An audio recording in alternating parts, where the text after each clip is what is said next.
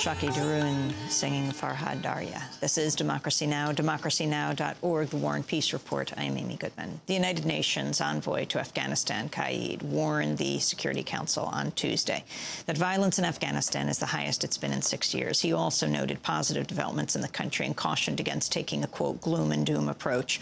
Earlier this week, NATO Commander General David McKiernan criticized negative news reports and denied that NATO was losing the war in Afghanistan. He was speaking shortly after NATO forces repulsed a major Taliban attack on the capital of Helmand province, killing over 50 Taliban fighters.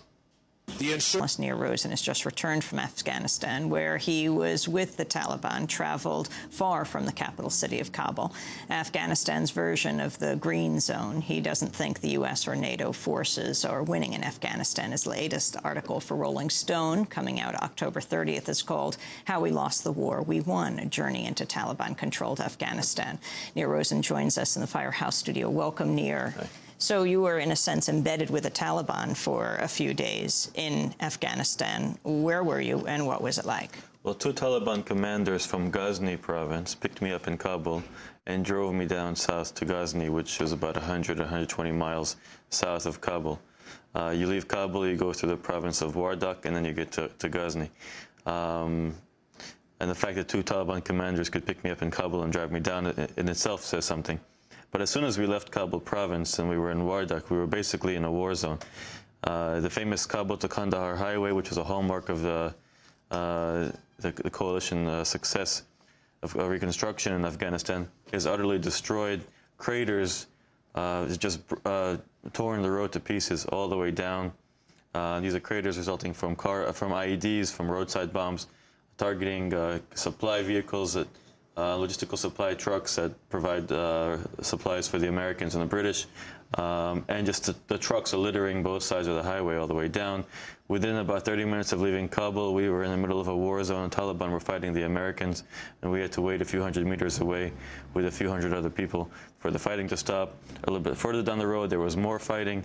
And then once we got to the province of Ghazni, we were basically in Taliban-controlled territory. They have checkpoints there during the day where they stop cars and take people out, kill them if they want to. They conduct daytime patrols in their villages with rocket-propelled grenades on their backs, with fairly large groups, 6 to 8, 10 people, with machine guns. They conduct trials, adjudicating disputes between farmers, etc. They execute spies. They arrested a young man when I was there for being seen walking with a girl. I mean, they feel extremely confident and comfortable, even in the day, as if there were no Americans in the country. And this kind of control and comfort among the Taliban extends really all the way to Kabul's backyard.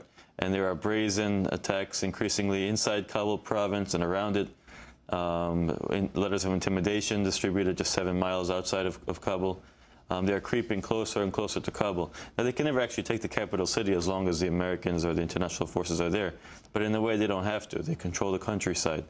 They've managed to create a power vacuum. The government no longer exists in much of the country. People no longer trust the government. People fear the police at least as much as they fear the Taliban. It just seems irreversible, this trend of so the Taliban takeover. What do you mean, how we lost the war, we won? Well, it wasn't my title, but this was obviously a battle that was very quickly over initially in November 2001. That the Taliban were quickly dispatched, but they weren't exactly hunted and destroyed, nor was their senior leadership. They fled to Pakistan and eventually reestablished themselves.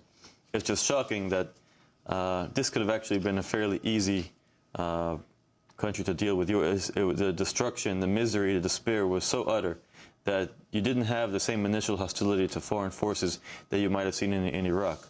With a little bit more of attention, if they hadn't focused on the war in Iraq, if they had focused more reconstruction efforts in Afghanistan, if they had not allowed the warlords to take over from an early period, then perhaps Afghanistan could have been a relative success. Tonight is the final debate between the major party presidential candidates, Obama and McCain. One thing they do agree on is there should be a surge in Afghanistan. What do you think that means?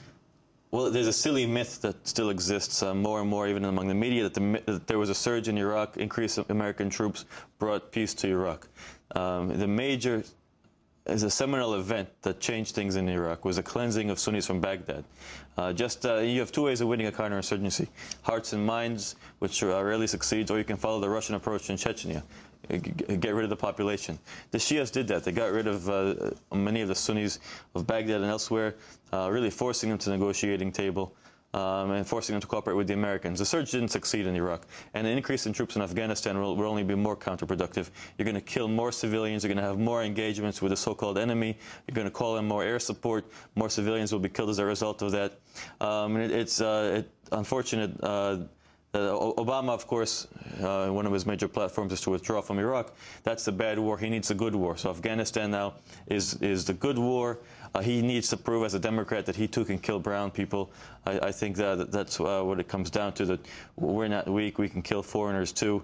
But all you'll do if you increase the troops in Afghanistan is alienate more of the population. Well, he's saying that's where the war on terror should be waged. Well, even if you turned Afghanistan into Sweden, just made it as some kind of peaceful paradise, you still have Pakistan.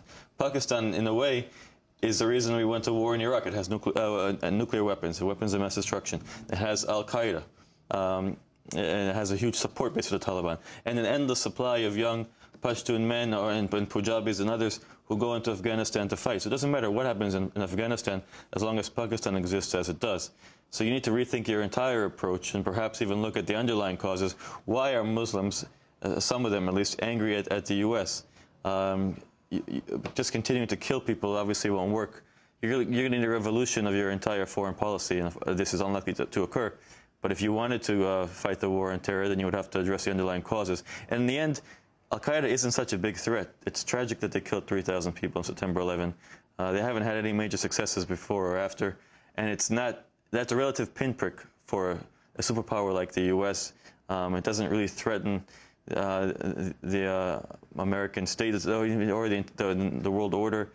I think we need a little bit of proportion when it comes to how we view Al-Qaeda. So what do you think needs to happen in Afghanistan? I think that international troops should withdraw or certainly change their approach in terms of pursuing the Taliban. I think negotiations with the Taliban are the only hope of any kind of peaceful solution. And what I saw when I was with Taliban commanders is that they're far more pragmatic than they were in the 90s. Their attitudes towards women's education, and they haven't exactly become feminist, but they accept that women should be able to work and go to school. They accept that they should negotiate with the Afghan army and security forces when the foreigners leave. Many of them weren't calling for Mullah Omar to come back. They disapproved of suicide bombings. A lot of the guys I was with, these guys are watching TV, even Indian soap operas, which the Taliban would have been very upset about in the past. Nir, you're saying something most people aren't, that there's less violence in Iraq, not because of the surge, but because of ethnic cleansing. Do you see the same thing happening in Afghanistan? Well, it's a very different situation. Iraq was a civil war, and Afghanistan can be pushed towards civil war. The Taliban is becoming more and more in some ways a representative of Pashtun nationalism. And if they proceed with the elections, which they're trying to have in Afghanistan, I think you may see the country going in that direction of civil war, because you just cannot have election registration or actual elections taking place in Pashtun areas. People who go to register will be killed. People who go to vote will be killed, meaning Pashtuns won't be able to vote, just as Sunnis couldn't vote in Iraq. And that caused a civil war, eventually Sunni alienation in Iraq. If the Pashtuns, a much larger group in Afghanistan, aren't able to feel enfranchised, they too, I think you'll see some kind of clash between Tajiks and Pashtuns. Nir Rosen, I want to thank you for being with us. That does it for our show. We'll be in Madison, Wisconsin, and Memphis this weekend. I'm Amy Goodman. Thanks for joining us.